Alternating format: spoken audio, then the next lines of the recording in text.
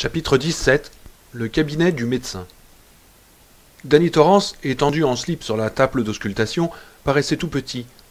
Il regardait le docteur Edmonds, appelle-moi Bill, qui poussait une grande machine noire vers lui. Danny tourna un peu la tête pour mieux la voir. « Ne te laisse pas impressionner, mon vieux, dit Bill Edmonds. C'est un électroencéphalographe, il ne te fera aucun mal. »« Électro ? Nous l'appelons un EEG. Je vais attacher ces fils à ta tête. Mais non, n'aie pas peur, je ne les fais pas rentrer dedans. Je les fixe simplement au crâne avec du sparadrap. À l'intérieur, il y a des stylos qui vont enregistrer les ondes électriques de ton cerveau. »« Oh, comme dans le feuilleton L'homme qui valait 6 milliards ?»« Oui, c'est ça. Est-ce que tu aimerais être Steve Austin quand tu seras grand ?»« Oh, pour rien au monde, répliqua Danny.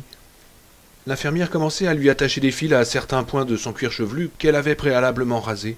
« Mon papa dit qu'un de ces jours, il va y avoir un court-circuit et que Steve Austin va se retrouver dans la mélasse jusqu'au cou. »« Dans la mer Mélasse ? Je connais bien cette mer-là. J'y ai fait un tour ou deux moi-même, sans bouée de sauvetage, dit le docteur Edmonds sur un ton amical. Un EEG peut nous apprendre des tas de choses, Danny. »« Ah oui ? Lesquelles ? » ?»« Il peut nous dire si tu souffres d'épilepsie, par exemple. Si le résultat est positif, ça veut dire qu'il y a un petit problème au niveau du... Ouais, je sais ce que c'est l'épilepsie. »« Ah, vraiment ? » ?»« Oui. Dans le Vermont, à la maternelle, quand j'étais tout petit, j'allais à la maternelle, il y avait un gosse qui était épileptique. Il ne devait pas se servir du tableau flash. »« Et qu'est-ce que c'est, un tableau flash, Dan ?» Il avait branché la machine qui s'était mise à tracer des zigzags sur le papier quadrillé. « C'est un tableau couvert de lumière de toutes les couleurs. Quand on le met en marche, certaines couleurs s'allument, mais pas toutes. Il faut compter les couleurs. Si on enfonce le bon bouton, la machine s'arrête. Brent n'avait pas le droit de s'en servir. »« Ah oui, c'est parce que les lumières qui clignotent peuvent parfois déclencher une attaque d'épilepsie. »« Ah oui. Alors, ce tableau aurait pu lui faire piquer une crise ?» Edmonds et l'infirmière échangèrent un regard amusé. « Ce n'est peut-être pas la façon la plus élégante de le dire, mais c'est bien ça, Danny. » La machine continua de bourdonner et de gratter le papier pendant 5 minutes, après quoi le docteur Edmonds l'arrêta. « C'est terminé, mon vieux, dit Edmonds d'un air pressé. Laisse Sally t'enlever ses électrodes, et tu viendras me rejoindre à côté. Je voudrais te parler, d'accord ? » ?»« Entendu. »« Sally, vous lui ferez une cutie avant de me l'envoyer. »« Oui, docteur. » Edmonds arracha le long rouleau de papier que la machine avait dégorgé, et tout en l'examinant, passa dans la pièce voisine. Dès que Danny eut remonté son pantalon, l'infirmière lui dit « Il faut nous assurer que tu n'as pas la tuberculose. »« Bah, on me l'a déjà fait l'an dernier à la maternelle, dit Danny, essayant sans grand espoir de passer au travers. Mais l'an dernier, c'est loin déjà, dit l'infirmière. Maintenant tu es un grand garçon, n'est-ce pas ? Je suppose que oui, dit Danny en soupirant, et il offrit son bras en sacrifice. Il remit sa chemise et ses chaussures, et passant par la porte coulissante, pénétra dans le bureau du médecin. Edmonds, assis au bord de son bureau, balançait ses jambes d'un air pensif. « Comment va ta main à présent » demanda-t-il, désignant la main gauche qu'on venait de panser. « Pas mal. »« Bon, j'ai regardé ton EEG, qui me paraît tout à fait normal, mais je vais l'envoyer par acquis de conscience à un confrère de Denver, dont c'est le métier de lire les EEG. »« Oui, monsieur. »« Parle-moi de Tony, Dan. » Les pieds de Danny se mirent à gigoter. « Ce n'est qu'un ami imaginaire, dit-il. Je l'ai inventé pour me tenir compagnie. » Edmonds rit et posa les mains sur les épaules de Danny. « Ça, c'est ce que disent tes parents. Mais tu peux parler franchement à ton médecin. Ça restera entre nous.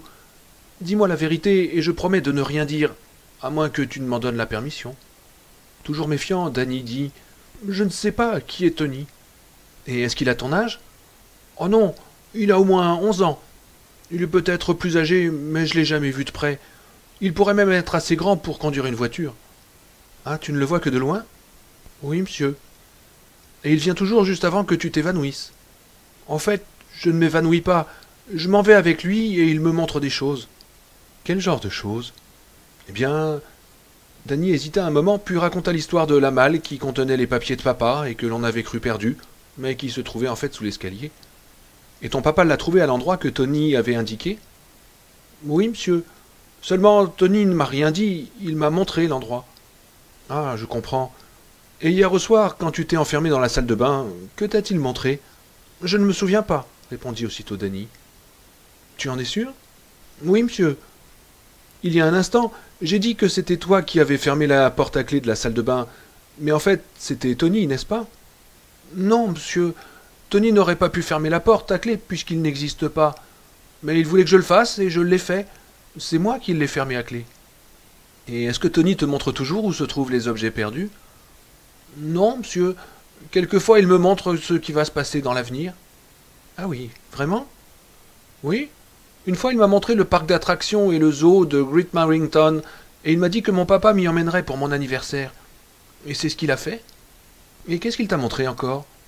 Danny fit un effort pour se souvenir. Des panneaux. Il me montre tout le temps des panneaux que je n'arrive presque jamais à lire. Mais pourquoi crois-tu que Tony fait ça, Danny? Je ne sais pas. Son visage s'éclaira. Mais papa et maman m'apprennent à lire. Je fais de gros efforts pour y arriver.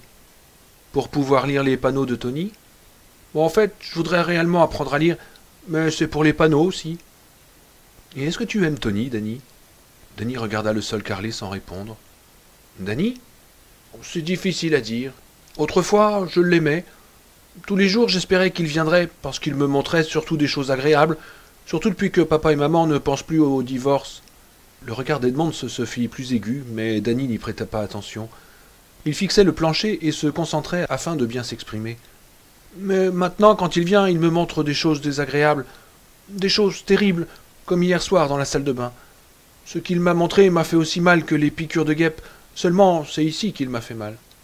Il braqua son index contre sa tempe, mimant sans le savoir le geste du suicide. « Qu'est-ce qu'il t'a montré, Danny ?»« Je n'arrive pas à m'en souvenir, » s'écria Danny au supplice. « Je vous le dirais si je le pouvais. C'est comme si je ne voulais pas m'en souvenir. La seule chose que j'ai retenue en me réveillant, c'est le mot « trop mal ». « Trop mal » en 2 mots? Non, trop mal en un seul. Et qu'est-ce que c'est, Danny? Je ne sais pas. Danny? Oui, monsieur. Est-ce que tu peux faire venir Tony maintenant? Je ne sais pas. Il ne vient pas toujours. Je ne sais même plus si j'ai encore envie de le voir. Essaye, Danny. Je serai là, à côté de toi. Danny scruta Edmonds d'un air inquiet, puis fit un signe affirmatif de la tête. Je ne sais pas si ça marchera. Je ne l'ai jamais fait quand quelqu'un me regardait. De toute façon, Tony ne vient pas à chaque fois. S'il ne vient pas, tant pis, dit Edmonds. Tout ce que je te demande, c'est d'essayer. Ok. Danny baissa les yeux, et tout en fixant les mocassins d'Edmonds qui oscillaient doucement, il se mit à penser à son papa et à sa maman. Ils étaient ici, quelque part, oui, juste derrière la cloison où était accroché ce tableau. Assis côte à côte, ils feuilletaient des revues en silence. Il se faisait beaucoup de soucis à son sujet. Un nouvel effort de concentration lui plissa le front. Il essayait de sonder les pensées de sa maman, mais c'était difficile parce qu'elle n'était pas dans la même pièce que lui. Enfin, il y parvint.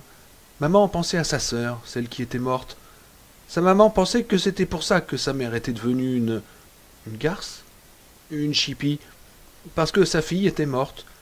Toute petite, elle avait été renversée par une voiture. Oh mon Dieu, je ne pourrais jamais rien supporter de pareil comme Eileen, mais que faire s'il est vraiment malade? Le cancer, une méningite, la leucémie, une tumeur cérébrale, comme le fils de John Gunther, la dystrophobie musculaire. Ô Seigneur, les enfants de son âge deviennent souvent leucémiques, les rayons X, la chimiothérapie, comment payer tout ça? Mais après tout, ils ne peuvent pas vous laisser crever dans la rue. D'ailleurs, il n'y a rien, là, il n'y a rien, tu as tort de te mettre dans tes états pareils. Danny? Au sujet d'Eileen et... Danny? Cette voiture? Danny? Tony ne vint pas, mais sa voix était là, une voix lointaine que Danny se mit à suivre. Il s'enfonça progressivement dans le noir, puis tout à coup tomba dans un gouffre mystérieux qui s'était ouvert entre les mocassins ballants de M. Bill. Dans sa chute, il entendit des coups retentissants, un tintement de cloche d'église. Il aperçut au passage une baignoire où flottait dans la pénombre quelque chose d'horrible, une pendule sous un dôme en verre. Au fond du gouffre, un faisceau de lumière, festonné de toiles d'araignée, perçait faiblement les ténèbres, révélant un dallage de pierre froid et humide. Un bruit tout proche lui parvenait, régulier, rassurant, comme le ronflement engourdissant d'une machine. Voilà ce que papa va oublier, pensa Danny dans une demi-torpeur. Dès que ses yeux se furent accoutumés à la pénombre, il distingua devant la silhouette de Tony qui regardait quelque chose qu'il s'efforça de voir lui aussi. « Ton papa, est-ce que tu vois ton papa ?» Bien sûr qu'il le voyait. Comment ne pas le voir, même dans la faible lueur de ce sous-sol?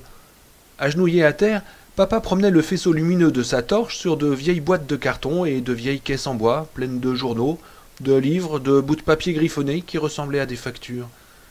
Après avoir examiné tous ces papiers avec le plus vif intérêt, papa se leva et braqua sa torche vers l'autre côté de la pièce. Là, il découvrit un grand livre dont les pages, reliées par un fil d'or, étaient prises dans une couverture de cuir blanc. Danny eut soudain envie de mettre son père en garde, de lui crier qu'il ne devait pas toucher à ce livre, qu'il y avait des livres qu'il valait mieux ne jamais ouvrir. Mais son papa, enjambant les caisses, se dirigeait déjà vers lui. Danny avait fini par comprendre que la machine dont il entendait le ronflement était la chaudière de l'Overlook, celle-là même que son père allait vérifier 3 ou 4 fois par jour.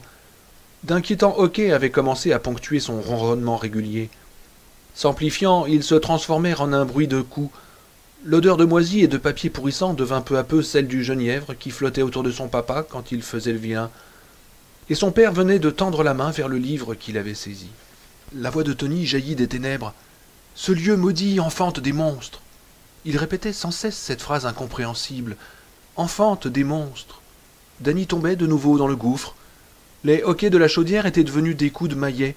En s'abattant contre les murs tapissés de soie, il faisait s'envoler des nuages de poussière de plâtre. Se sentant perdu, Danny s'accroupit sur une moquette à fond bleu et au motif noir. « Sors de là! Ce lieu maudit! Viens recevoir ta raclée !» Un cri d'horreur résonna dans sa tête et il se hissa hors du gouffre. Sentant des mains qui l'agrippaient, il craignit un instant que ce ne fût le prédateur de l'Overlook, et il commençait à se débattre quand la voix du docteur Edmonds le réveilla. « Ce n'est rien, Danny. Calme-toi, tout va bien. » Danny reconnut le médecin, puis le bureau dans lequel il était entré avec lui. Il fut alors pris d'une violente crise de tremblement que le docteur Edmonds s'efforça de calmer en tenant Danny contre lui. Quand il eut cessé de trembler, Edmonds lui demanda « Tu as dit quelque chose à propos de monstres, Danny. Qu'est-ce que c'était ?»« Ce lieu maudit, » répéta Danny d'une voix rauque.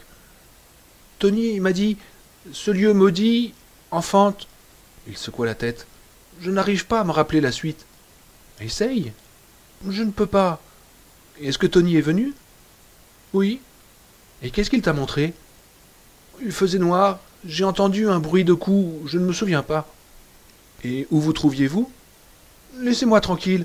Je ne me souviens pas. Laissez-moi tranquille. » À bout de force, Danny éclata en sanglots. Edmonds alla au distributeur d'eau et remplit un gobelet en papier. Danny le vida d'un trait et Edmonds alla le remplir de nouveau. « Ça va mieux ?»« Oui. »« Danny, je ne veux pas te tourmenter, je veux dire t'embêter, mais est-ce que tu te souviens de ce qui s'est passé avant que Tony devienne ?»« Maman... » Danny réfléchit. « Maman se faisait du souci pour moi. »« Oh, toutes les mères sont comme ça, mon vieux. Elle pensait à sa sœur qui est morte quand elle était encore petite, sa sœur Eileen. C'est en se rappelant qu'Eileen avait été tuée par une voiture que maman s'est mise à se faire du souci pour moi. Voilà tout ce dont je me souviens. » Edmonds l'observait attentivement.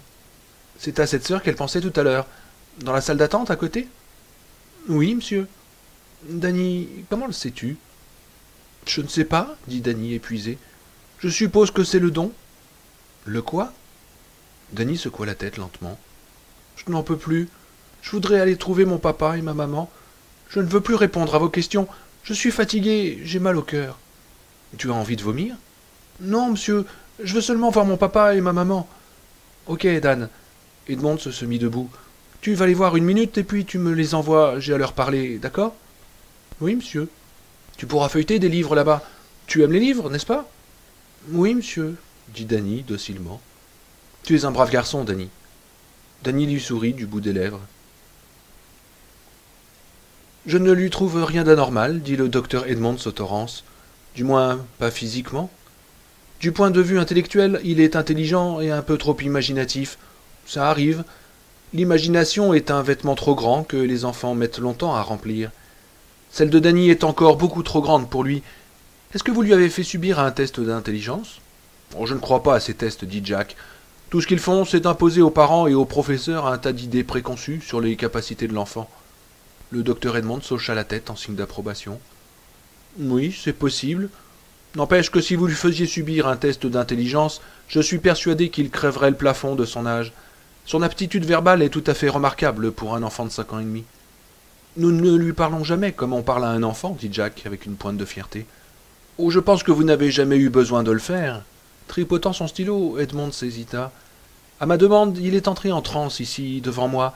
Ça ressemblait tout à fait à votre description de ce qui s'est passé dans la salle de bain hier au soir. Tous ses muscles se sont décontractés, son corps s'est affaissé et ses yeux sont devenus exorbités. C'était un cas clinique d'auto-hypnose. J'en étais stupéfait. Je le suis encore. Les Torrance se dressèrent sur leur siège. Et que s'est-il passé demanda anxieusement Wendy. Edmonds leur fit le récit de la crise de Danny, sa transe, les quelques mots qu'il avait marmonnés, monstre, noir, coup, et qu'Edmonds avait pu saisir au vol, et enfin sa réaction de larmes, d'hystérie et de nausée. C'est encore Tony, dit Jack. Et pourquoi ces crises questionna Wendy. Est-ce que vous avez une idée? J'en ai plusieurs, mais je ne suis pas sûr qu'elles vous plairont. Allez-y quand même, dit Jack. D'après ce que j'ai compris, son camarade imaginaire a été un véritable ami tant que vous êtes resté en Nouvelle-Angleterre.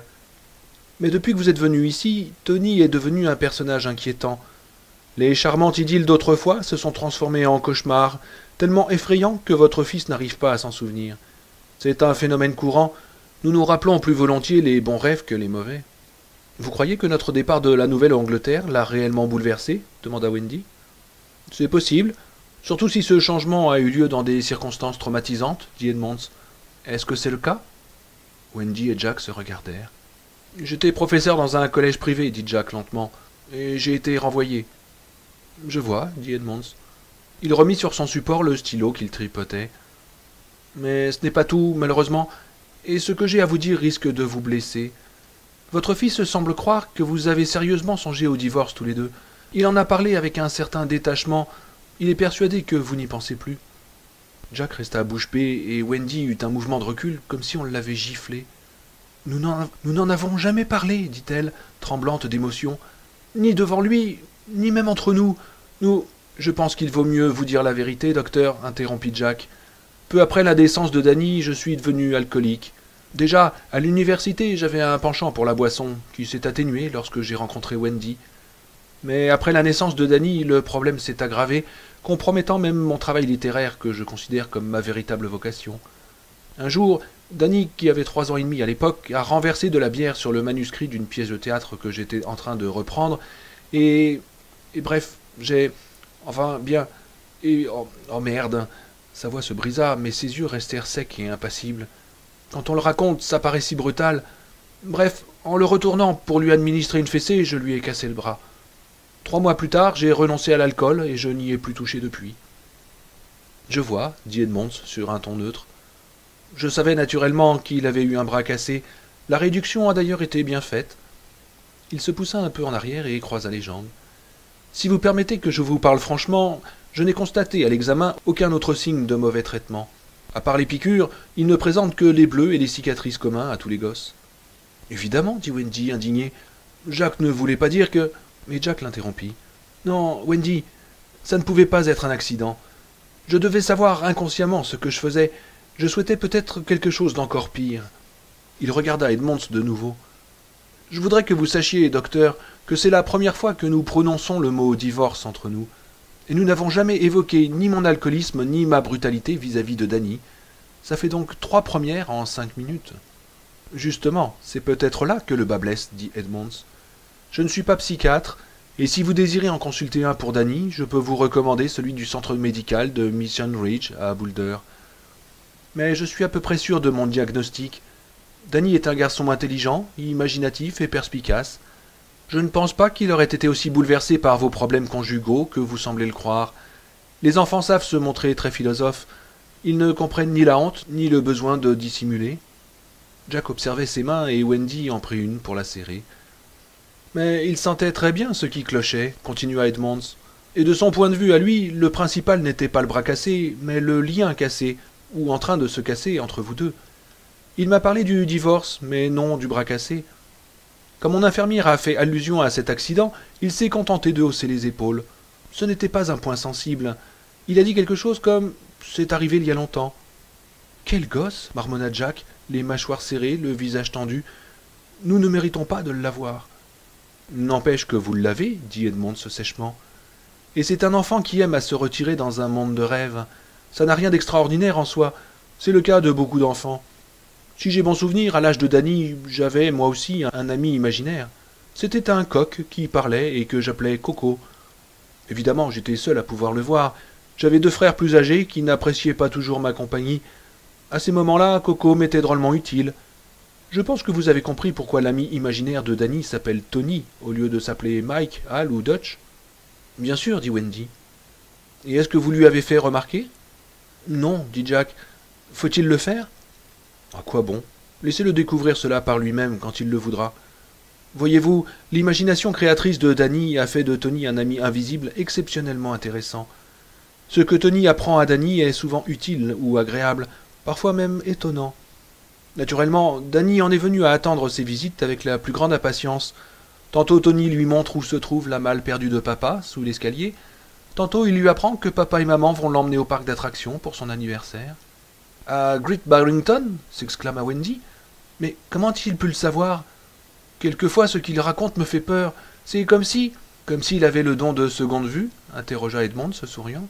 « Vous savez qu'il avait une coiffe à la naissance » dit Wendy d'une voix presque inaudible. Le sourire d'Edmond se transforma en un gros rire franc. Jack et Wendy échangèrent un regard et sourirent eux aussi, étonnés de découvrir qu'ils pouvaient se parler à cœur ouvert des pressentiments de Danny. C'était encore un de ces sujets qu'ils n'avaient pas souvent abordés ensemble. « Bientôt vous allez me soutenir qu'il se soulève par lévitation » dit Edmonds, toujours souriant. « Non, soyons sérieux, ce n'est pas la perception extrasensorielle qui est à l'origine de ces phénomènes. C'est tout simplement notre bonne vieille perception humaine que Danny possède au plus haut point. Monsieur Torrance, Danny savait que votre malle se trouvait sous l'escalier de la cave parce que vous aviez sans doute regardé partout ailleurs. Il est arrivé à cette conclusion par voie d'élimination, tout bêtement. Quant au parc d'attractions de Great Barrington, qui a eu le premier l'idée d'y aller, vous ou lui? Lui, naturellement, dit Wendy. Il y avait des spots publicitaires tous les matins dans les émissions enfantines. Il avait une folle envie d'y aller. Malheureusement, nous n'avions pas les moyens de l'y emmener, et nous le lui avions dit. Puis une revue masculine à qui j'avais vendu une nouvelle en 71 m'a envoyé un chèque de $50, dit Jack. Ils allaient réimprimer la nouvelle dans un recueil annuel. Nous avons décidé de dépenser cet argent pour Danny. Edmond haussa les épaules. Il a pris ses désirs pour des réalités et la chance a fait le reste. Non d'une pipe. Je parie que c'est exactement comme ça que ça s'est passé, dit Jack. Edmond eut un petit sourire satisfait. Danny reconnaît lui-même que toutes les prévisions de Tony ne se réalisent pas. Celles qui n'ont pas de suite étaient fondées sur une perception erronée des choses, c'est tout. Danny fait inconsciemment ce que tous les soi-disant mystiques et voyants font consciemment ou cyniquement. Je l'admire pour ça. Si la vie ne le force pas à rentrer ses antennes, il deviendra un homme remarquable. Wendy approuva de la tête. Elle était d'accord, évidemment, pour penser que Danny allait devenir un homme remarquable, mais l'explication du docteur lui parut trop facile. Ce n'était qu'un ersatz d'analyse, de la margarine essayant de passer pour du beurre. Edmonds n'avait pas vécu avec eux. Il n'était pas là quand Danny avait retrouvé des boutons égarés, ni quand il avait déniché le guide de la télé sous le canapé. Il n'avait pas vu Danny, par une belle matinée ensoleillée, insistant pour chausser ses caoutchoucs avant de partir à la maternelle, et rentrant l'après-midi sous une pluie battante, abrité sous le parapluie de Wendy. À haute voix, elle demanda « Alors, pourquoi ces cauchemars, maintenant ?» Pourquoi Tony lui a-t-il dit de fermer la porte à clé de la salle de bain? Je crois que c'est précisément parce que Tony n'a plus de raison d'être, dit Edmonds. Il est né, je parle de Tony, à un moment où votre mariage se trouvait menacé. Votre mari buvait, il y a eu l'incident du bras cassé et un mutisme inquiétant s'est installé entre vous. Un mutisme inquiétant, ouais, c'était bien l'expression qui convenait. Les repas sinistres ou les « tu me passes le beurre s'il te plaît », les « Danny, finis tes carottes » ou encore les « est-ce que je peux me lever de table s'il vous plaît » tenaient lieu de conversation. Les soirées où Jack sortait et qu'elle se couchait, les yeux secs sur le canapé, tandis que Danny regardait la télé. Les matins où Jack et elle rôdaient l'un autour de l'autre, comme deux matous furieux, se disputant une petite souris terrifiée et toute tremblante. Tout cela n'était que trop vrai. Edmonds reprit. Mais les choses ont bien changé. Comme vous le savez, les enfants ont assez fréquemment un comportement schizophrène. C'est une chose admise, et les adultes semblent trouver tout normal que les enfants se conduisent comme des fous. Ils ont des amis imaginaires. Quand ils sont déprimés, ils vont s'asseoir dans un placard, ils se retirent du monde. Ils s'amouragent d'une couverture ou d'un ours en peluche. Ils se sucent le pouce. Qu'un adulte s'avise de voir ce que personne d'autre ne voit, il se retrouve à l'asile. Par contre, l'enfant qui prétend avoir vu un ogre dans son placard ou un vampire à sa fenêtre suscite notre condescendance souriante. Il y a un vieux dicton qui essaye de rassurer les adultes. « Ça lui passera avec l'âge », compléta Jack. Edmonds sourcilla. « J'allais le dire, oui. J'ai l'impression que Danny était bien parti pour faire une véritable psychose. Tous les ingrédients y étaient. Milieu familial compromis, imagination débordante, Ami imaginaire si réel pour lui qu'il finit par le devenir pour vous. Au lieu de passer avec l'âge, sa schizophrénie enfantine aurait pu croître et embellir. Mais à présent, les conditions sont radicalement différentes. Monsieur Torrance ne boit plus. Vous vous trouvez dans une nouvelle situation qui vous force à resserrer les liens familiaux. Ils sont certainement plus étroits que les miens actuellement, puisque ma femme et mes enfants ne me voient que 2 ou 3 heures par jour. À mon avis, Danny se trouve dans des circonstances idéales pour guérir, et je pense que le fait qu'il distingue si bien le monde de Tony du monde réel en dit long sur sa santé mentale. Il m'a dit que vous ne songiez plus au divorce, et je crois qu'il a raison, n'est-ce pas? Oui, répondit Wendy, à qui Jack pressa la main si fort qu'il faillit l'écraser. Wendy pressa la sienne à son tour. Edmond s'approuva avec un hochement de tête. Il n'a plus besoin de Tony, et il était en train de l'éliminer de son organisme. Tony ne lui apporte plus de visions agréables, mais des cauchemars tellement affreux qu'il ne veut même pas s'en souvenir.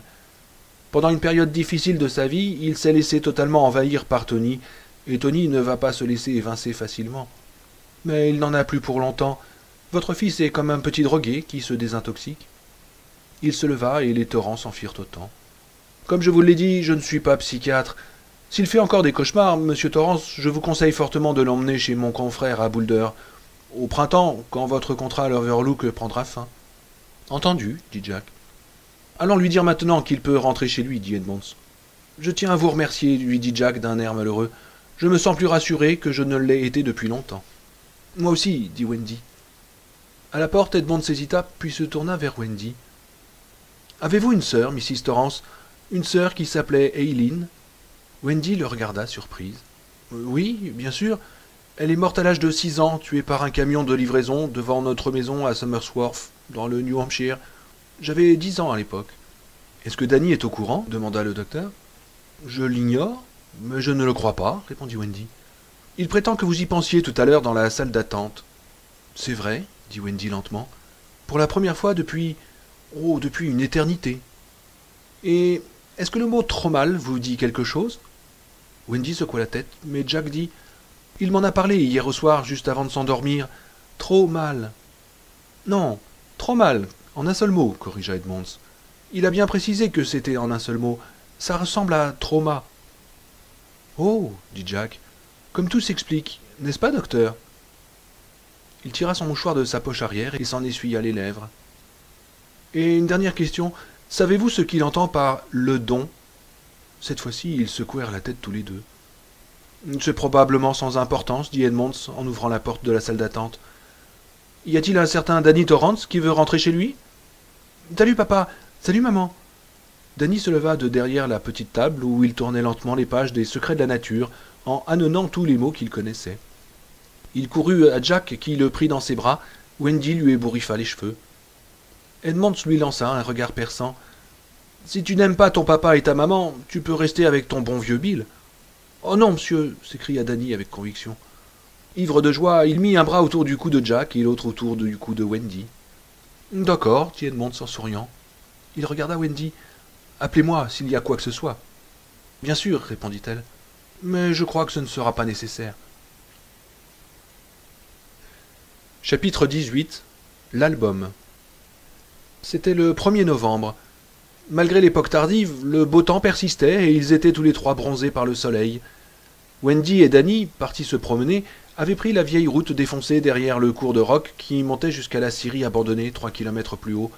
C'était pendant leur absence que Jack découvrit l'album. Descendu au sous-sol pour réduire la pression de la chaudière, il avait subitement eu envie d'aller jeter un coup d'œil sur les vieux papiers. Ce serait en même temps l'occasion de repérer les meilleurs endroits pour poser ses pièges à rats, même s'il n'avait pas l'intention de le faire avant un mois. « Je veux d'abord être sûr qu'ils sont tous rentrés de vacances », avait-il dit à Wendy. Il alla prendre la torche électrique sur l'étagère à côté du schéma de la plomberie et dépassant la cage de l'ascenseur, s'enfonça dans l'obscurité. Tout en sifflant entre ses dents un air monocorde, il promenait autour de lui le faisceau lumineux. Des montagnes de papier, véritables chaînes des Andes en miniature, surgissaient de l'ombre. Des dizaines de boîtes et de cartons bourrés de papier ramollis par l'humidité, jaunis par le temps. Certaines boîtes avaient crevé, répandant sur le dallage leurs feuilles fanées. Dans d'autres, on apercevait ce qui ressemblait à des registres, à des liasses de factures maintenues par des élastiques. La torche à la main, Jack passait entre les piles de cartons, cherchant des traces de rats. Mais il ne trouva que quelques crottes desséchées et des nids faits de lambeaux de papier soigneusement déchirés et visiblement abandonnés depuis longtemps. Jack tira un journal d'une des liasses et jeta un coup d'œil sur la manchette. Johnson promet une transition harmonieuse et affirme que l'œuvre de JFK sera poursuivie pendant l'année à venir. Le journal s'intitulait The Rocky Mountain News et il datait du 19 décembre 1963. Jack le remit sur la pile. Il se disait que n'importe qui aurait éprouvé la même fascination que lui pour ces vieux journaux dont les nouvelles s'étaient déjà transformées en histoire. Il y avait des lacunes dans ces archives, de 1937 à 1945, puis de 1957 à 1960, et encore de 62 à 63. Ça avait dû être les années où l'hôtel restait fermé, pensa-t-il. La version qu'Ullman lui avait donnée des difficultés de l'Overlook lui avait toujours paru suspecte. Rien que son emplacement extraordinaire aurait dû, à son avis, lui assurer une réussite continue. Le beau monde avait toujours eu ses lieux de prédilection, et l'Overlook aurait pu, de toute évidence, occuper une place de choix dans ses migrations saisonnières. Même le nom, Overlook, avait la consonance voulue. L'itinéraire idéal devait comprendre le Waldorf en mai, le Bar Harbor House en juin-juillet, l'Overlook en août et début septembre, et à l'automne les Bermudes, la Havane ou Rio. Les vieux registres de réception qu'il avait découverts confirmaient ces théories. Nelson Rockefeller en 1950, Henry Ford et sa famille en 1927, Jean Harlow, Clark Gable, Carole Lombard en 1930. En 1956, Daryl Zanuck et sa suite avaient loué tout le 3e étage pour une semaine. Oui, pour que l'Overlook fasse de mauvaises affaires, il fallait vraiment le gérer en dépit du bon sens. L'histoire était là, sans aucun doute, et pas seulement dans les gros titres des journaux. Elle se cachait entre les lignes de ses registres, de ses livres de comptes, de ses factures. Stimulé par ces découvertes, il se promenait lentement parmi les monceaux de papier. Avec une agilité d'esprit prodigieuse, il dégageait les lignes maîtresses de cette histoire dont aucun détail ne semblait échapper à son pouvoir d'analyse. Il y avait des années qu'il n'avait pas connu une exaltation pareille, et il se sentit tout à coup capable d'écrire ce livre auquel il avait songé sans trop y croire. Et c'était ici, enterré sous ces amas de papier, qu'il en trouverait le sujet. Sous la lumière tamisée par les toiles d'araignée, il se redressa, tira son mouchoir de sa poche arrière et s'en essuya les lèvres d'un geste machinal. Ce fut alors qu'il aperçut l'album. Il était là, à sa gauche, perché en équilibre instable au sommet d'une tour de Pise de vieux carton qui menaçait ruine depuis des années. Ses pages étaient serrées entre 2 feuilles de carton revêtues de cuir blanc et reliées par un cordonnet d'or dont les nœuds chatoyants brillaient dans la pénombre. Piqué par la curiosité, il alla le prendre. Une épaisse couche de poussière s'était déposée sur la couverture, et le soulevant à hauteur de ses lèvres, il souffla dessus pour la faire envoler. Quand il ouvrit l'album, une carte s'en échappa qu'il rattrapa au vol. Elle portait, gravée sur du beau Bristol, une vue de l'hôtel, toute fenêtre illuminée. Il avait l'impression d'être invité à pénétrer dans l'Overlook d'il y a 30 ans. Monsieur Derwent a l'honneur de vous inviter à assister au bal masqué donné pour célébrer l'ouverture de l'Overlook.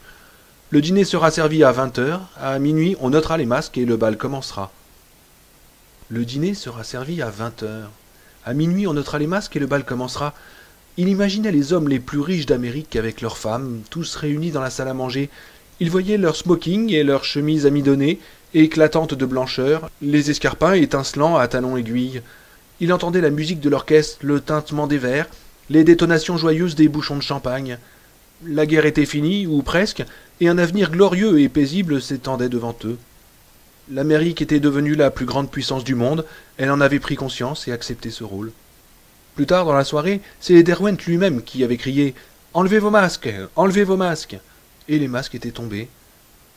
Et la mort rouge les tenait en son pouvoir. Soudain, déconcerté, il se demandait d'où sortait cette citation.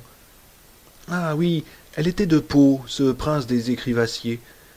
Mais pourquoi avait-elle surgi dans son esprit au moment où il regardait cette carte d'invitation avec sa gravure d'un Overlook si fastueux? Quel rapport pouvait-il y avoir entre cet élégant palace et le monde ténébreux d'Edgar Allan Poe?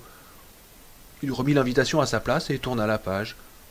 Il trouva là une coupure d'un journal de Denver, avec griffonné au-dessous la date du 15 mai 1947. Une station de montagne huppée fête sa réouverture. Des invités de marque. Derwent programme l'Overlook, le nec plus ultra des palaces, par David Felton, notre envoyé spécial. L'hôtel Overlook a plusieurs fois fêté sa réouverture depuis les 38 années de son existence, mais rarement avec autant de panache que cette fois-ci, sous les auspices d'Horace Derwent, le mystérieux milliardaire californien qui en est le nouveau propriétaire. Derwent, qui ne cache pas avoir investi plus d'1 million de dollars dans cette opération, et certains prétendent que le chiffre exact approcherait plutôt les 3 millions, dit que le nouvel Overlook sera le nec plus ultra des palaces, le genre d'hôtel dont on se rappellera 30 ans après, la nuit qu'on y a passée.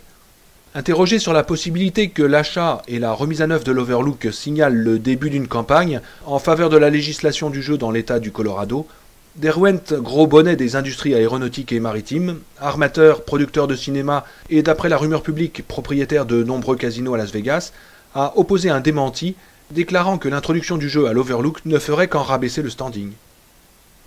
Un sourire rêveur aux lèvres, Jack continua de feuilleter et tomba sur une pleine page de publicité parue dans la section touristique de l'édition dominicale du New York Times. À la page suivante, il y avait un reportage sur Derwent lui-même, avec une vieille photo de lui, fané par l'âge, mais où ses yeux de rapace brillaient toujours avec un même éclat féroce. À moitié chauve, portant des verres sans monture, sa fine moustache en traits de crayon n'arrivait pas à le faire ressembler à Errol Flynn. Il avait le faciès d'un comptable, et sa seule singularité était son regard. Jack parcourut l'article à toute allure. Un reportage paru dans Newsweek un an auparavant l'avait déjà familiarisé avec les grandes lignes de la vie de Derwent.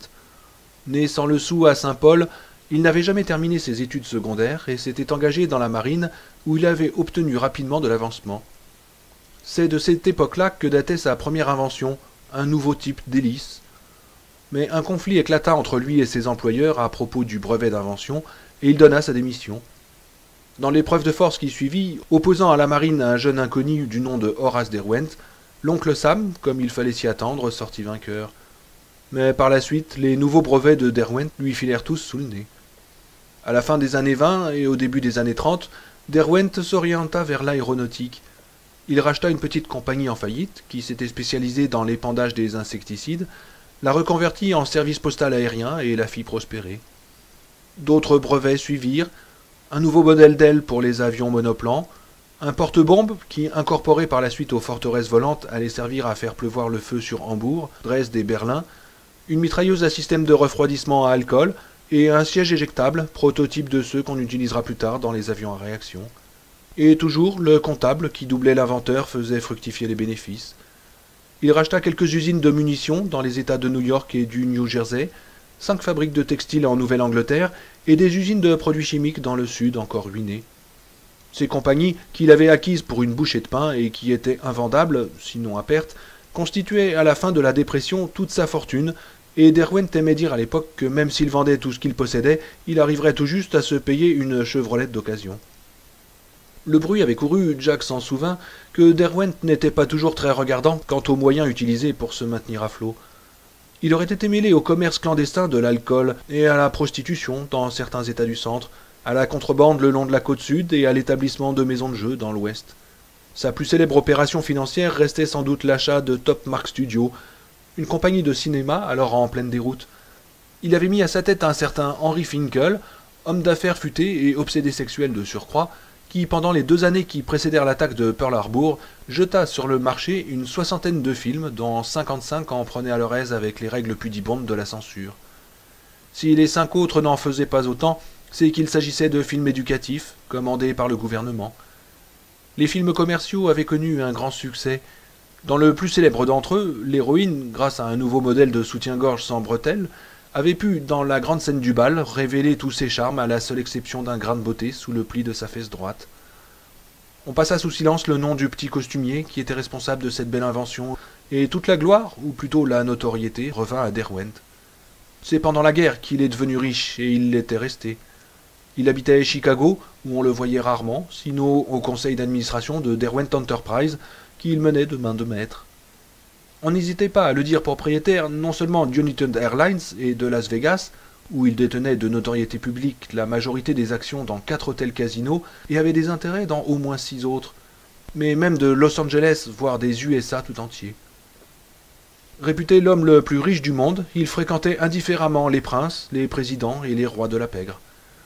N'empêche qu'il avait été incapable de faire prospérer l'Overlook, songea Jack, qui posa un instant l'album pour tirer de la poche de sa chemise le petit carnet et le porte-mine qu'il y gardait, et de noter « Enquête sur Derwent, bibliothèque de Side ». L'air préoccupé et lointain, il remit le carnet dans sa poche et reprit l'album. Tout en tournant les pages, il n'arrêtait pas de s'essuyer la bouche. Une coupure du 1er février 1952 le fit sursauter. Derwent liquide ses investissements dans le Colorado. Le célèbre milliardaire révèle la vente de l'Overlook à une société californienne, par Rodney Conklin, notre chroniqueur financier. Dans un bref communiqué, le siège central des Derwent Enterprises à Chicago a révélé que le milliardaire Horace Derwent vient de se défaire de tous ses investissements dans le Colorado. Cette importante transaction financière sera signée le 1er octobre 1954. En plus de ses actions dans le gaz naturel, le charbon et l'énergie hydroélectrique, Derwent avait à son nom une société immobilière qui a acheté ou pris une option sur 1 million d'hectares de terrain dans le Colorado. De tout cet empire financier, il n'y a guère que l'hôtel Overlook qui soit connu du grand public. Dans une de ses rares interviews, Derwent a annoncé hier que l'Overlook vient d'être vendu à une société anonyme dirigée par Charles Grandin, ancien directeur d'une association pour la mise en valeur des terres de la Californie. Bien que Derwent ait refusé de divulguer les termes du contrat, nous avons appris de sources sûres. Il avait donc vendu l'hôtel et tout le Bataclan. Certes, l'Overlook n'était pas le seul concerné, mais tout de même, c'était bizarre. Le consortium californien n'avait tenu que 2 saisons, après quoi l'hôtel avait été vendu à une association de promoteurs qui s'intitulait Société pour le développement du Colorado. Celle-ci avait fait faillite en 1957 au milieu d'accusations de corruption, de pots de vin et de détournement de fonds. Le président de l'association s'était tiré une balle dans la tête à la veille de sa comparution devant le juge d'instruction. Ensuite, l'hôtel était resté fermé pendant 5 ans. Pour cette période-là, il n'y a qu'un seul article à son sujet, un reportage dans une édition dominicale intitulée « L'ancien palace tombe en ruine ». Jack eut le cœur serré en regardant les photos qui illustraient l'article. La peinture écaillée du porche, le gazon brûlé qui retournait à l'état sauvage, les vitres cassées par les orages ou par les pierres. S'il arrivait un jour à écrire ce livre, il consacrerait un chapitre à cette période, le phénix qui renaît de ses cendres. Il se jura d'entretenir l'hôtel de son mieux. Il avait l'impression de comprendre pour la première fois la gravité de sa responsabilité vis-à-vis de l'Overlook. C'était un peu comme s'il remplissait une mission historique. Se frottant les lèvres, il tourna la page suivante. Arrivé au dernier tiers de l'album, il se demanda tout à coup à qui il pouvait bien appartenir et pourquoi on l'avait laissé là, juché au sommet d'une pile de cartons qui pourrissait au sous-sol. Une nouvelle manchette, celle du 10 avril 1963. Un consortium de Las Vegas achète un célèbre hôtel du Colorado. L'Overlook, station de montagne de luxe, devient un club privé. Robert Leffing, porte-parole d'un groupe de promoteurs connu sous le nom de Mutuelle des stations de montagne, vient de conclure un accord concernant le célèbre palace d'Overlook perché dans les Rocheuses. Tout en refusant de donner les noms des sociétaires, Leffing a affirmé que l'hôtel allait devenir un club privé très sélect. Il a déclaré que la société qu'il représente espère intéresser à ce club les PDG des grands trusts américains et étrangers. L'article suivant, daté de 4 mois plus tard, n'était qu'un entrefilet. Les nouveaux gérants de l'Overlook avaient ouvert l'hôtel. Apparemment, le journal n'avait pas pu ou n'avait pas voulu apprendre les noms des principaux sociétaires, car le seul qui figura dans la notice était celui de la mutuelle des stations de montagne. Avec un nom pareil, se dit Jack, c'était certainement la société la plus anonyme qu'il ait jamais connue, à part une chaîne de magasins de bicyclettes et d'électroménagers en Nouvelle-Angleterre qui s'appelait Business & Co. Il ouvrit de grands yeux en lisant la coupure de la page suivante. Retour de Derwent dans le Colorado. Par la porte de service? Le PDG de la mutuelle des stations de montagne n'est autre que Charles Grandin, par Rodney Conklin, notre chroniqueur financier. L'Overlook, hôtel de renommée internationale situé dans les montagnes du Colorado et anciennement propriété du milliardaire Horace Derwent, est au cœur d'une affaire de gros sous fort embrouillée qui commence à peine à faire surface. Le 10 avril de l'an dernier, une firme de Las Vegas avait racheté l'hôtel dans le but d'en faire un club privé à l'intention des PDG des grands trusts américains et étrangers. Des sources dignes de foi prétendent que le directeur de cette association, qui s'appelle la Mutuelle des stations de montagne, est Charles Grandin, 53 ans, directeur de la société californienne Terrain à bâtir, jusqu'en 1959, date à laquelle il donna sa démission pour devenir vice-président du bureau central des entreprises Derwent à Chicago. Cette nouvelle a fait courir le bruit que la mutuelle des stations de montagne n'est qu'un paravent et qu'à travers Grandin, c'est Derwent lui-même qui est devenu propriétaire de l'Overlook pour la 2e fois et dans des circonstances fort curieuses. Il nous a été impossible de joindre Grandin qui, en 1960, avait été traduit en justice pour fraude fiscale, puis acquitté. Derwent, qui garde jalousement le secret sur ses affaires financières, a refusé tout commentaire, hier quand nous l'avons contacté au téléphone. Un représentant de la législature de l'État, Dick Bowes, a réclamé que l'on fasse toute la lumière sur cette affaire.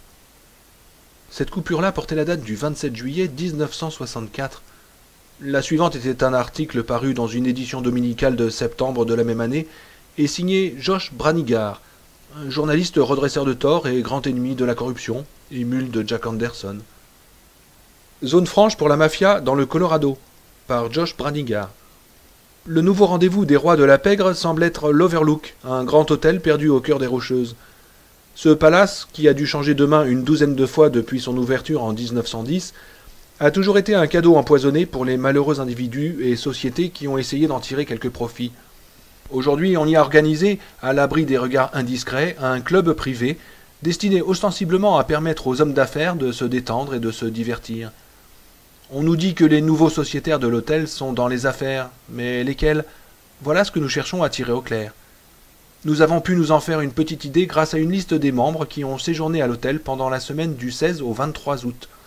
Cette liste, que nous publions ci-dessous, nous a été transmise par un ancien employé de la Mutuelle des stations de montagne, société qu'on avait d'abord prise pour un paravent des entreprises Derwent, mais qui semble en fait appartenir à certains gros bonnets de Las Vegas dont les relations avec la mafia ne sont plus approuvées. Il y en avait bien davantage, mais Jack se contenta de parcourir rapidement l'article sans cesser de s'essuyer les lèvres de sa main. Mon Dieu, quelle histoire! Et ils avaient tous habité là, dans ces chambres vides, directement au-dessus de lui. Il y avait de quoi écrire tout un roman. Et quel roman! Fiévreusement, il tira de nouveau le carnet de sa poche et griffonna dessus une note pour se rappeler de faire une enquête à la bibliothèque de Denver sur les principaux intéressés des transactions. Si chaque hôtel avait son fantôme, l'Overlook en avait, lui, toute une armée. D'abord le suicide, ensuite la mafia, et quoi encore? La coupure de la page suivante était si volumineuse qu'on avait dû la plier. Jack la déplia et retint son souffle. Il eut l'impression que la photographie lui sautait au visage. Bien que le papier peint eût été changé depuis, il reconnaissait parfaitement cette fenêtre-là avec sa vue. C'était la baie occidentale de la suite présidentielle. Après le suicide et la mafia, il y avait donc eu l'assassinat. Le mur du salon, près de la porte de la chambre, était taché de sang et d'une matière gélatineuse qui devait être des débris de cervelle. Un flic au visage impassible montait la garde près d'un cadavre caché sous une couverture. Sous la coupure, quelqu'un avait griffonné d'une écriture épaisse à la pointe bique, et ils ont emporté ses couilles avec eux. Jack resta longtemps les yeux rivés sur ce graffiti qui lui faisait froid dans le dos. Mais à qui donc appartenait cet album? Il finit par avaler la boule qui lui bloquait la gorge et tourna la page. Il y avait un autre article de George Branigar, daté du début 1967. Jack n'en lut que la manchette. Un hôtel de triste renommée vendu à la suite de l'assassinat d'un gangster. Et les pages suivantes étaient vierges. Ils ont emporté ses couilles avec eux. Puis il feuilleta les pages à rebours jusqu'au début, cherchant un nom, une adresse, un numéro de chambre même, car il était pratiquement certain que cet album avait été tenu par un client de l'hôtel, mais il ne trouva rien. Il s'apprêtait à revoir toutes les coupures, de plus près cette fois, quand une voix l'appela dans l'escalier. « Jack, chérie !» Wendy. Il tressaillit d'un air presque coupable, comme s'il avait bu en cachette et qu'elle allait pouvoir détecter l'odeur de l'alcool sur lui. C'était ridicule. Il se frotta les lèvres de sa main et lui cria « Oui, princesse, je cherche les rats !» Elle allait venir. Il l'entendit descendre l'escalier et traverser la chaufferie. Prestement, sans réfléchir à ce qu'il faisait, il fourra l'album sous une liasse de factures et de reçus. À peine s'était-il redressé qu'elle franchissait le passage voûté.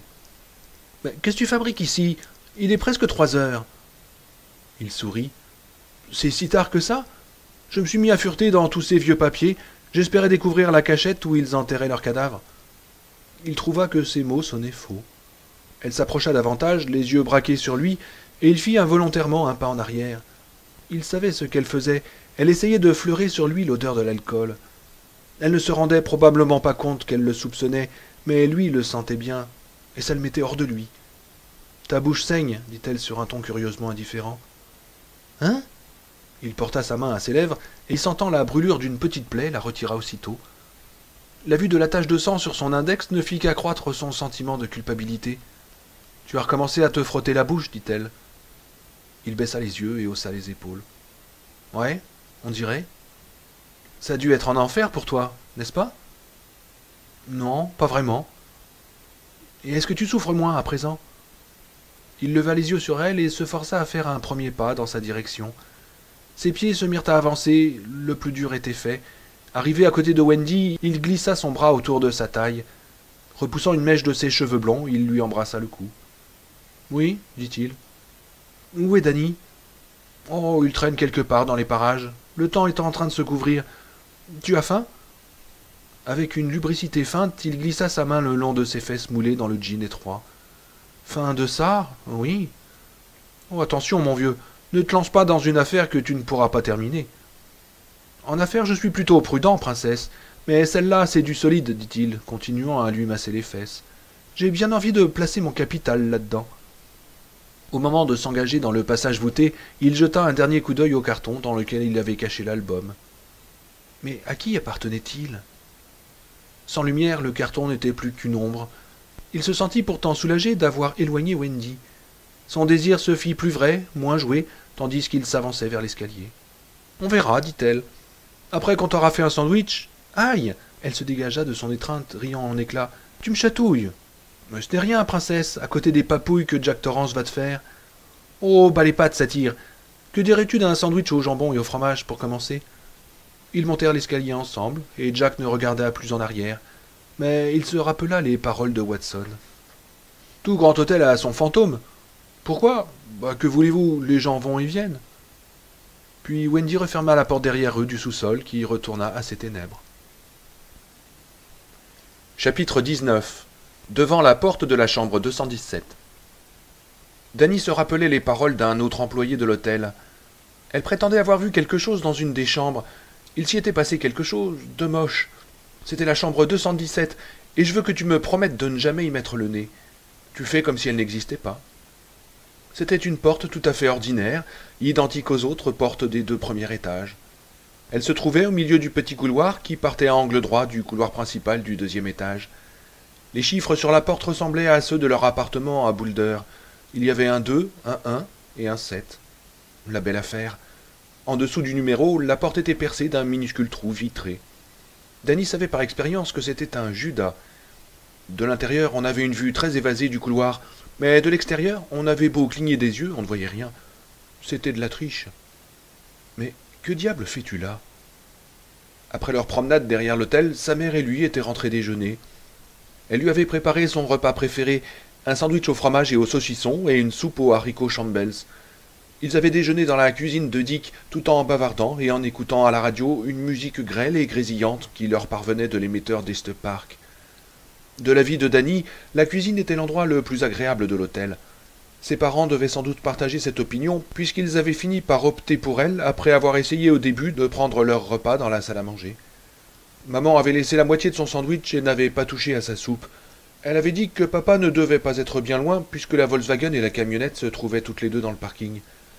Elle avait ajouté qu'elle se sentait fatiguée, et que s'il croyait pouvoir s'amuser tout seul sans faire de bêtises, elle irait volontiers s'étendre un peu, 1 heure ou 2. La bouche pleine de fromage et de saucisson, Danny avait répondu qu'il pensait pouvoir trouver à s'occuper. « Pourquoi est-ce que tu ne vas pas t'amuser au terrain de jeu » lui demanda-t-elle. « Je pensais que tu t'y plairais beaucoup, que tu y passerais des heures à jouer avec tes camions dans le bac à sable. » Il avala, mais la nourriture devenue une boule dure et sèche passa difficilement. « Oh, peut-être, ça viendra, » répondit-il en se tournant vers la radio, dont il se mit à tripoter les boutons. « Et tous ces beaux animaux de buis taillés, dit-elle en enlevant son assiette vide. Il va falloir que ton père les tonde bientôt. Ouais, dit-il. J'ai vu de vilaines choses. Une fois, c'était ces maudits buis taillés. Danny, si tu vois ton père, dis-lui que je suis monté m'étendre. D'accord, maman. Elle rangea la vaisselle sale dans l'évier, puis revint vers lui. Est-ce que tu es heureux ici, Danny? Une moustache de lait sur la lèvre, il leva sur elle son regard candide. Oui. Plus de mauvais rêves? Non. Tony était revenu une fois la nuit, elle l'avait appelé de sa voix lointaine, mais Danny avait fermé les yeux très fort pour ne pas le voir, mais il était parti. « Tu es sûr ?»« Oui, maman. » Elle parut satisfaite. « Et comment va ta main ?» Il la remua pour elle. « Oh, elle va bien. » Elle hocha la tête. Jack avait retiré le nid du bol en pyrex plein de guêpes gelées et l'avait brûlé derrière la remise dans l'incinérateur à ordures. Il avait écrit à un avocat de Boulder et avait joint à sa lettre les photos de la main piquée. L'avocat, qui avait téléphoné 2 jours auparavant, avait eu avec Jacques une conversation dont l'unique résultat avait été de le mettre de mauvaise humeur pour le restant de l'après-midi. Étant donné qu'il n'y avait que son propre témoignage pour prouver qu'il avait bien suivi les instructions accompagnant la bombe, l'avocat doutait que Jack pût avoir gain de cause devant un tribunal. Jack lui avait demandé si en testant d'autres bombes de la même marque, on n'arriverait pas à établir un défaut de fabrication. L'avocat avait répondu que même si toutes les bombes étaient défectueuses, le jugement ne leur serait pas favorable pour autant. Et il avait raconté à Jack l'histoire d'un homme qui s'était brisé le dos en tombant d'une échelle et qui avait intenté un procès contre le fabricant sans en obtenir un sou. Wendy avait compati à sa déception, mais en son fort intérieur elle était soulagée de voir que Danny s'en était tiré à si bon compte. Il valait mieux laisser les procès à ceux qui s'y connaissaient, c'est-à-dire à d'autres que les Torrance. Et depuis, il n'avait plus vu de guêpe. « Va jouer, prof, et amuse-toi bien. » Mais il ne s'était pas amusé. Il avait fait le tour de l'hôtel, se promenant à pas feutrés sur la moquette bleue au feston noir. Errant sans but, il avait mis le nez partout, furetant en vain dans les placards des femmes de ménage et dans l'appartement du concierge, à la recherche de quelque chose d'intéressant. Il avait essayé d'ouvrir quelques portes, mais elles étaient toutes fermées à clé. Il savait où son père suspendait le passe-partout dans le bureau de la réception, mais papa lui avait défendu d'y toucher. D'ailleurs, il n'avait pas envie d'y toucher, pas du tout. Mais que diable fais-tu là ? En fait, s'il se trouvait là, ce n'était que par hasard. Il avait été attiré vers la chambre 217 par une sorte de curiosité morbide. Il s'était rappelé une histoire que son père lui avait lue un soir. Il y avait longtemps de cela, mais l'impression que cette histoire lui avait laissée restait aussi vive qu'au premier jour. C'était un soir où papa était ivre, et maman l'avait grondé en lui disant qu'on n'avait pas idée de lire une histoire aussi effrayante à un enfant de 3 ans. L'histoire s'intitulait « Barbe bleue », mais il s'agissait surtout de la femme de celui-ci, une jolie dame qui avait des cheveux couleur de maïs, comme maman. Après leur mariage, Barbe bleue et sa femme étaient allés habiter dans un grand château ténébreux qui ressemblait un peu à l'Overlook. Et tous les jours, avant de partir à son travail, Barbe bleue recommandait à sa jolie petite femme de ne pas aller regarder dans la chambre qu'il fermait à clé, bien que la clé fût à sa portée, suspendue à un crochet, exactement comme le passe-partout l'était au mur de la réception. Mais cette chambre fermée à clé avait éveillé la curiosité de la femme de Barbe bleue. Elle avait essayé de jeter un coup d'œil à l'intérieur en regardant par le trou de la serrure, comme Danny avait fait par la serrure de la chambre 217, mais sans davantage de succès. Il y avait même une image qui la montrait à 4 pattes, essayant de regarder par-dessous la porte, mais la fente n'était pas assez large pour qu'elle puisse voir. Enfin, n'y tenant plus, elle l'avait ouverte, et... L'artiste qui avait illustré le vieux livre de contes de fées avait noté tous les détails de la scène avec une délectation morbide. Les têtes des 7 femmes précédentes de Barbe bleue étaient posées sur des piédestaux. Leurs yeux révulsés ne laissaient voir que le blanc, et leurs bouches grandes ouvertes semblaient pousser des hurlements silencieux. Le sang ruisselait de leurs cous sauvagement déchiquetés sur le fût des piédestaux. Terrifiée, la femme de Barbe bleue s'apprêtait à fuir, quand se retournant, elle se trouva nez à nez avec son mari. La foudroyant du regard, il lui barra le chemin. « Je t'avais interdit d'entrer dans cette pièce, s'écria-t-il. Malheureuse, tu as cédé à la même curiosité qui a perdu mes 7 autres femmes, et bien que tu sois ma préférée, tu vas connaître le même sort qu'elle. Prépare-toi à mourir. » Danny se souvint vaguement qu'à la fin tout s'était arrangé, mais cette fin heureuse ne pesait pas lourd en face des 2 images terribles qui restaient gravées dans sa mémoire. Celle de la porte fermée à clé sur son affreux secret, et celle du secret lui-même, les 7 têtes coupées. Il avança la main et caressa la poignée de la porte, presque furtivement. Depuis combien de temps regardait-il hypnotisé cette banale porte grise? Il n'en avait pas la moindre idée. Il plongea la main gauche dans sa poche et en tira le passe-partout, qui, comme par hasard, s'y trouvait. Il l'avait pris par sa plaquette d'identification carrée, sur laquelle on avait écrit « Bureau » au stylo feutre. Il se mit à faire tournoyer la clé au bout de sa chaîne et la regarda voltiger. Au bout de quelques minutes, lassé de ce jeu, il glissa dans la serrure le passe-partout qui s'y introduisit d'un seul coup, comme s'il n'avait attendu que ça. « J'ai cru voir des choses, de vilaines choses. Promets-moi de ne jamais y mettre les pieds. Je te le promets. » Une promesse, évidemment, ne se faisait pas à la légère, mais il n'arrivait pas à contenir sa curiosité. Elle le tourmentait, le démangeait comme un urticaire mal placé qu'on n'arrive pas à gratter. C'était une curiosité morbide, celle qui nous pousse à regarder entre nos doigts pendant les scènes d'horreur au cinéma, Seulement, ce qui se trouvait derrière cette porte n'était pas du cinéma. Je ne crois pas que tes visions puissent te faire de mal. Elles sont comme des images dans un livre. Tout à coup, sans se rendre compte de ce qu'il faisait, il retira le passe-partout de la serrure et le remit dans sa poche. Il resta encore un moment, ses yeux gris-bleu fixés sur la porte, puis tourna les talons et s'en alla vers le couloir principal. Soudain, il s'arrêta, sans trop savoir pourquoi. Il se souvint alors que sur le chemin du retour, accroché au mur du couloir principal, il y avait un de ces vieux extincteurs à tuyaux enroulé sur lui-même comme un serpent endormi. Ce n'était pas un extincteur chimique, avait dit papa, bien qu'à la cuisine il y en eût de ce type-là. Celui-ci était le prototype des extincteurs modernes à aspersion. Le long tuyau de toile se branchait directement sur les conduites d'eau, et il suffisait d'ouvrir une vanne pour disposer d'une arme qui valait bien toute une brigade de sapeurs-pompiers. Papa avait dit pourtant que les extincteurs chimiques, qui projetaient de la mousse ou du gaz carbonique, étaient plus efficaces. Les produits chimiques étouffaient les flammes qu'ils privaient de l'oxygène dont elles avaient besoin pour brûler, alors qu'un jet pressurisé pouvait même les activer. Danny jeta un coup d'œil dans le couloir principal. L'extincteur était bien là, relié par un long tuyau plat, replié une douzaine de fois sur lui-même, à un réservoir cylindrique rouge accroché au mur.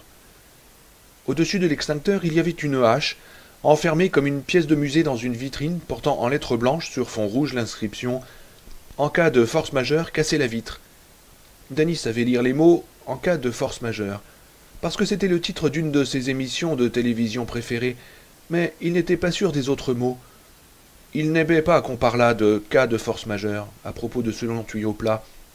Les cas de force majeure, c'étaient les incendies, les explosions, les accidents de voiture, les blessés et les morts parfois. Il n'aimait pas non plus l'air narquois de ce tuyau accroché au mur.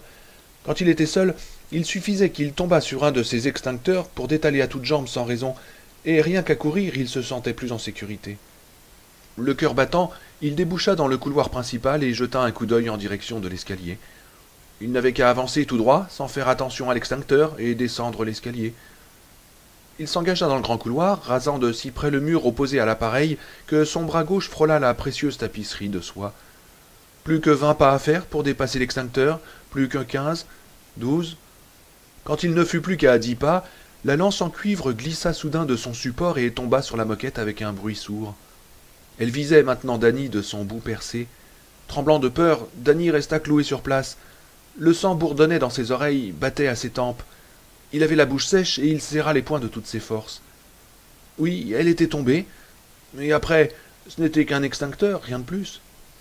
Il fallait être fou pour s'imaginer qu'elle pouvait être une de ces vipères qu'il avait vues dans le monde des animaux et qu'il l'aurait dérangée dans son sommeil, même si la toile surpiquée ressemblait à des écailles. Il n'avait qu'à l'enjamber et à suivre le couloir jusqu'à l'escalier, en pressant peut-être un peu plus le pas pour éviter qu'elle n'essaye de le mordre ou de s'enrouler autour de son pied. Imitant inconsciemment son père, il s'essuya les lèvres de sa main gauche et fit un pas en avant. Le tuyau ne bougea pas. Encore un pas. Toujours rien. Tu vois comme tu es bête. À force de penser à cette chambre maudite et à cette histoire idiote de Barbe Bleue, tu t'es laissé monter la tête. Ça fait probablement 5 ans que cette lance est sur le point de tomber de son support, voilà tout. Les yeux rivés sur la lance qui gisait à terre, Danny se rappela les guêpes. Étincelant paisiblement sur la moquette, la lance semblait dire « Ne t'inquiète pas, je ne suis qu'un tuyau, rien de plus. Et même si j'étais une vipère, je ne te ferais pas beaucoup plus de mal qu'une abeille ou une guêpe. Car que veux-tu que je fasse à un mignon petit garçon comme toi, sinon le mordre et le remordre ?» Le sang se glaça dans ses veines. Presque hypnotisé, il fixait le trou noir au milieu du bout de la lance. Elle était peut-être pleine de guêpes secrètes, leurs petits corps marrons gonflés de venin, d'un venin automnal qui coulait de leurs dards en grosses gouttes. Soudain il comprit qu'il était quasiment paralysé de terreur, que s'il ne se forçait pas tout de suite à avancer, ses pieds finiraient par rester collés à la moquette. Il était fasciné par ce trou noir, comme un oiseau par un serpent. Allait-il rester là jusqu'à ce que son père vînt le trouver, et que se passerait-il alors? Il poussa un gémissement aigu et se mit à courir. Quand il arriva à hauteur du tuyau, celui-ci, sous l'effet de quelques jeux de lumière, parut se mettre à bouger, à se dresser pour l'attaque et Danny fit un bond pour l'esquiver.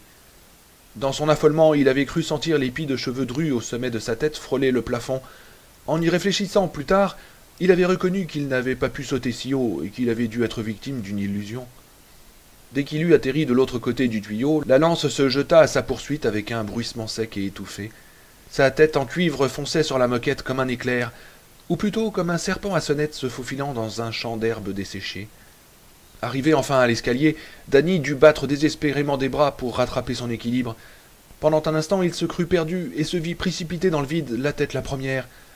Il jeta un coup d'œil en arrière.